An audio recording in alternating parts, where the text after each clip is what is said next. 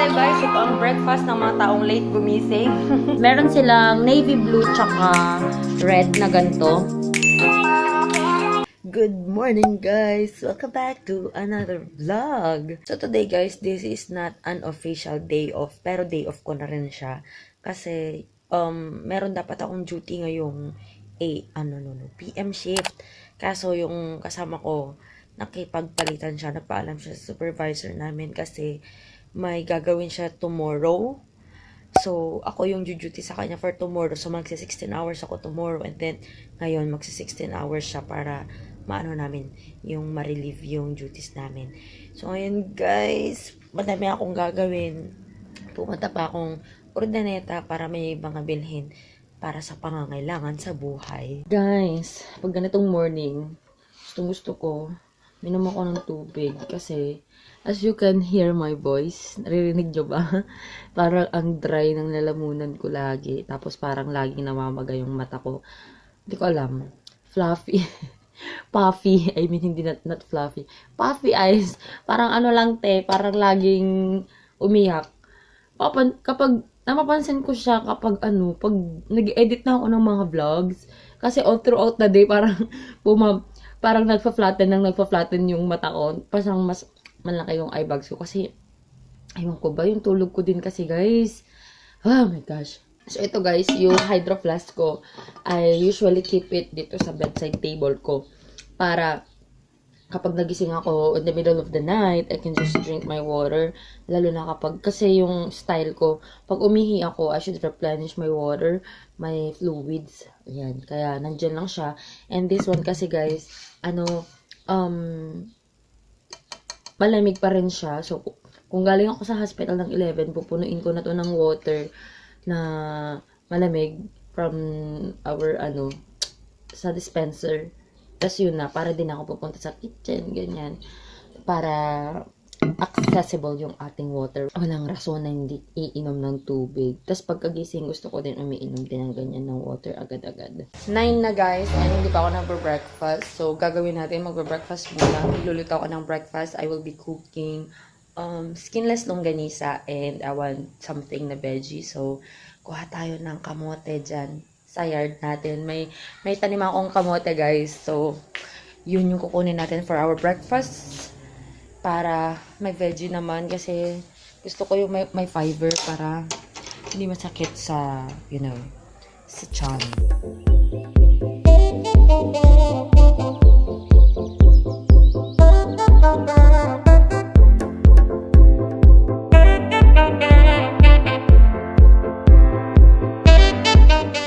Magluluto ako guys ng fried rice. So, we're gonna cook Filipino breakfast guys.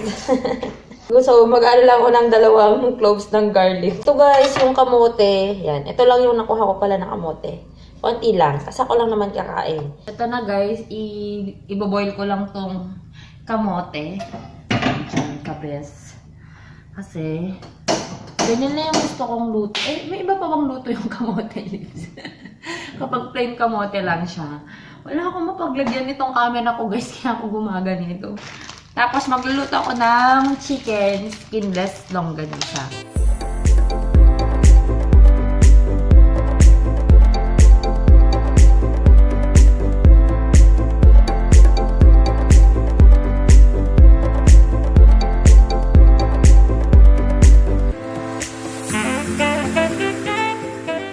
Magluluto na ako guys ng fried rice.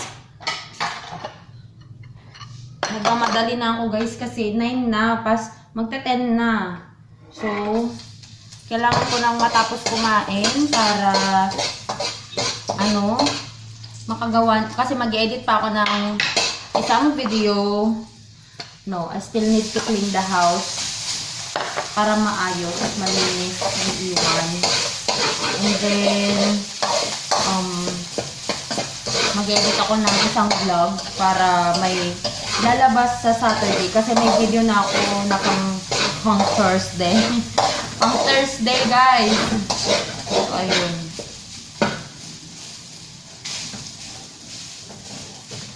Edit ko na lang yun yung pang Saturday. Isang vlog and then yeah, I need to edit na rin yung Oh my goodness. Sa Friday na lang ata. Guys, ang late ko kasi nagigising ng morning. Kasi, nag-start na naman ako ng K-drama. Ay, nako, Mia.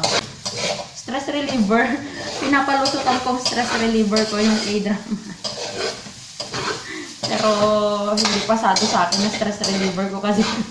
Kain na tayo, guys. So, we got here the fried rice that we cooked a while ago. And then, yung ating skinless longganisa na sobrang nag-caramelize na siya with the talbos ng kamote. Wala lang akong pagsasawsawan yan, guys, ng talbos ng kamote because the skinless longganisa itself is already high in sodium. So, tama na yung mga salt na yan sa katawan natin. And then, we got here the coffee. Half cup lang siya mug. Ay, half cup lang siya, be. And ito yung favorite mug ko. You can't buy happiness, but you can buy coffee, and that's pretty close. Kain muna tayo. And manunod na lang ako ng vlog ni Yeng para pagkatapos, tapos na, trabaho na, okay? Wala mo nang manonood ng K-drama. Yung position nyo, sobrang napaka-awkward pag ganun kayo. But anyway, yan yung para makita yung mukha ko. Maghugas muna ako. Oh my gosh! See? I'm gonna let you fall. Inayos ko na, guys, kasi ma-aksidente na kayo. Maghugas lang ako, guys, sa mga ginamit kong pinaglutuan, pinagkainan, kasi nga aalis ako. Gusto ko, pagdating ni Len, hindi naman siya ma-stress dito sa kusina sa mga ginamit.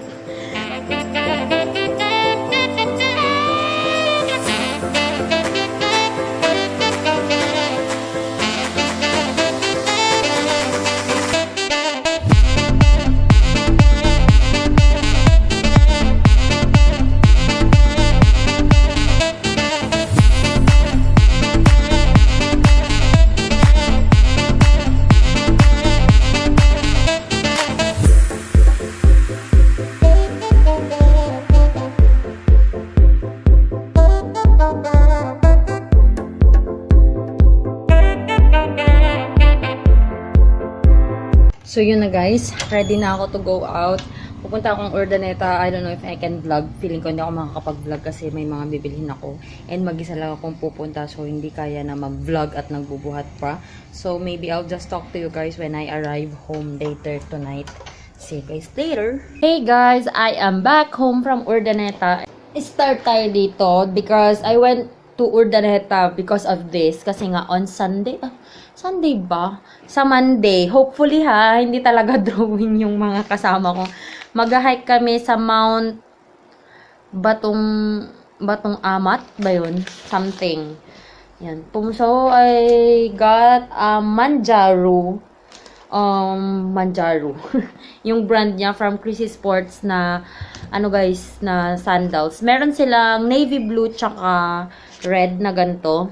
So, I got the navy blue para hindi masyadong dumihin. Eto guys, hindi talaga ako actually nagsasandals. Mas gusto ko sana na mag-rubber shoes ako papunta. Kaso baka kasi slippery. Baka pumunta kasi kami sa falls. Eh, ayoko naman ibabad yung shoes ko sa tubig. Tapos, di ba, hindi ka makakapagpalit agad. So, kahit ano tayo, nag-hike tayo. Kahit namumundok tayo, wag maging amoy bundok ang mga paa natin. So, bumili ako nito guys kasi yun nga, there's a big chance na pupunta kami sa falls. Aloha Falls. Yun. And yung price nito, kung hindi ako nagkakamali, 725. Naglalabada po ako, namamalanta, Hala, naggagaman. biglang nag-on. Ah, okay. Sobrang sakit na po ng ulo. Biglang nag-on. Butter labas. Butter is here, guys. Alam nyo si Butter, hindi na siya tumataba. Come Butter. Come Butter. Butter is here. Butter is here. May sakit ang Butter. Laging pilay. Go na. Nayakap na kita. Punta ka na dun. Nagpapayakap ko lang naman kasi wala. Siya lang yung absent kaninang, ang tawag nito. Sinalubong ako nung 3 aso. Siya lang yung absent. Ayan. So, yan yung binili ko sa Chrissy Sports. And then, I went to HBC. Bumili ako ng mga bagong products nila, guys. Naninibago ako kasi wala na doon sila yung mga dating kilala ko na taga HBC. And guys, yung isang taga HBC Nakilala niya ako sa isang YouTube video ko. Tapos nagkakachatan na kami doon sa comment section. Sabi niya wala na nga daw sila. Eh sobrang close na close. Hindi naman feeling close. Sobrang comfortable ko na sa kanila noon. Pag bibili ako sa HBC, alam na nila yung mga gusto ko. Tsaka tinetext nila ako pag may mga bagong products, pag may mga sale, ganyan. Eh, ayun, wala na sila. Pero mukhang mabait naman yung mga pumalit sa kanila. So, mukhang mapapadalas na naman po tayo doon. Eto guys, yung mga binili ko, meron kasing bagong product ngayon ng Sansan. Ayan. This is the Sansan na lip kit. Hindi siya nagpo-focus. Ayan. Sansan lip kit. And then, meron din tayo Sansan na face sculptor. Ayan. Ito yung mga bago nila. So, I will try my best guys to make a video. And then, bumili rin ako nitong brush na to. Ilalagay ko siya sa CR para may pang brush ako sa kuko ko sa paa ko kasi hindi ako nag-nail polish guys. So, gusto ko malinis yung mga singit-singit ng mga ng mga kuko ko. And then, I got a hair cap here. Yung shower cap nila ngayon guys, na siya, manipis na siya. Wala na yung parang binibili ko dati na shower cap na parang plastic talaga. Ito, na, manipis, no. Ngayon kasi guys, hanggang March 31, meron, kapag bumili ka ng Sansan na worth 300 pesos, ang brainy din nila, 299. In a single receipt, ayan, may free ka na creamy matte lip stain. Ayan guys, ito, creamy matte lip stain. So, baka ibibigay ko na lang ito. Ilagay na lang natin to sa giveaway pile kasi na-try ko naman na to guys. At saka, ang tawag nito, madami pa akong masyadong lipstick. Kaya, magpapamigay na lang natin yan. And then, I went to 168 guys. The main reason why I went to 168 is because of this thing here. Papagod na ako sa pagbubuhat nito. Bumili ako guys ng pressure cooker. Kasi guys, dun sa SM, same brand, mahal. Mahal talaga. So, dun ako sa 168 bumili. Standard yung binili ko. Standard yung brand. This is a pressure cooker worth 1,270 na 10 quarts na siya. Ayan. So, ganito siya kalaki. Nagtataka siguro kayo bakit ako bumili ng pressure cooker. Tas sobrang laki pa. Para namang magpapalambot ako ng karne na ilang kilo, 'di ba? The main reason is, yung pinapakain kasi namin sa mga aso namin guys is ulo ng manok. Yung as in, ito lang, yung walang leeg. Yun. Eh, sobrang tagal namin niluluto yun guys dun sa... Nandito na naman si Butter! Sobrang tagal namin na niluluto yun guys sa, sa sa gas. Kaya mabilis maubos yung gas namin. Para lang lumambot yung ulo. Ayun. Ala, ano to? Ano yan? So, yun guys, bumili na ako nito. 1,270, 10 quarts na siya. Oo na, doon na ah. Itong si Butter parang bata. Parang si Bebe, makulit. Nagkikitabi. Tingnan nyo guys. Tingnan nyo. Pabebe. Tapos may mga ibang binili pa ako guys. Ito, brush for the kitchen. Pang kaserola, pang rice cooker, ganyan. Para brush lang yan. Tagal ko lang naghahanap ng ganitong size na brush. And then, I got a headband here. Para pag nagme-makeup ako, may headband ako.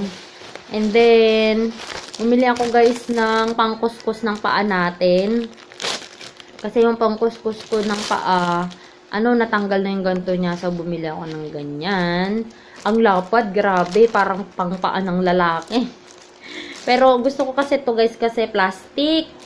Ayoko ng wooden. Kasi yung wood, parang, ano bang tawag dun? Nangingitim. Ano bang tawag dun?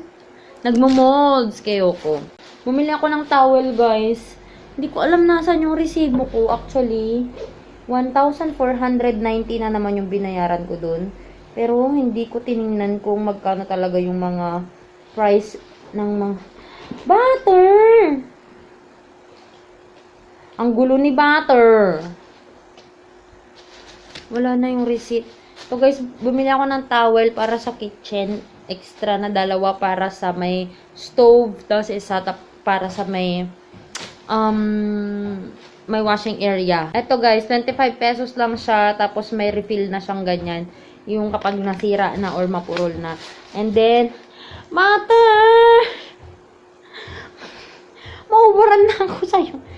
Labas na! Andun sa labas yung mga kasama mo. Tapos to guys, bumili ako ng metallic na balloons. Na 1 tsaka 7. Because you know what? We will be celebrating the 17K 1,000. Ayan, K na 1,000 pa. 17K subscribers soon. I know. Celebrate natin yan. So, yun lang guys. Yun lang for this vlog. And say hi to Butter. The Butter is here. The distemper. Ganito guys, yung pag ng may distemper, yan. Naggaganyan siya. Tapos, yung buntot nyo, nagkukuskus kasi sa floor. Dahil sa kakamove niya. Ng muscle twitching niya. So, yun guys. Nakasurvive siya sa distemper. Hindi pa siya namamatay. Pero lifetime na kasi yung symptoms na naggaganyan-ganyan siya. So, pag sa US guys, inaano na nila yan, ni-euthanasia na sila. Pero, andyan pa naman, malakas naman siya. Nakakatakbo siya, nakaka-jump siya, kahit pilay siya. Ang lakas pa rin ng tahol niya, nakakakain naman siya kahit nasira na yung enamel ng teeth niya. Yun, okay lang naman guys. Kasi yun naman ang dun ng distemper, nasira na yung enamel ng teeth, ng kuko, nagmamuscle twitching siya. Pero, thank goodness, kasi, hindi siya nagkaka-diarrhea. Pag nagkaka-diarrhea sila, pinapabilhan ko na sila agad ng gamot. So, I learned my lesson. And Sassy is pregnant again, guys. Naku, itong mga to, nagsished off pa rin sila ng virus. So, tingnan natin. Hopefully, hindi sila mahawa. Papavaksinan natin sila ng mas maaga yung mga magiging anak ni Sassy soon. So, yun lang guys. Thank you so much guys for watching. And I hope you enjoyed watching this video. And I hope you learned something today. Parang si Bebe Cats lang, no? Kids, what did you learn today? Yun lang guys. If you haven't followed me yet on my Instagram and on my Facebook, the name is Joy of Mia. And I'll talk to you guys on my next one. Bye! Listen to my heartbeat.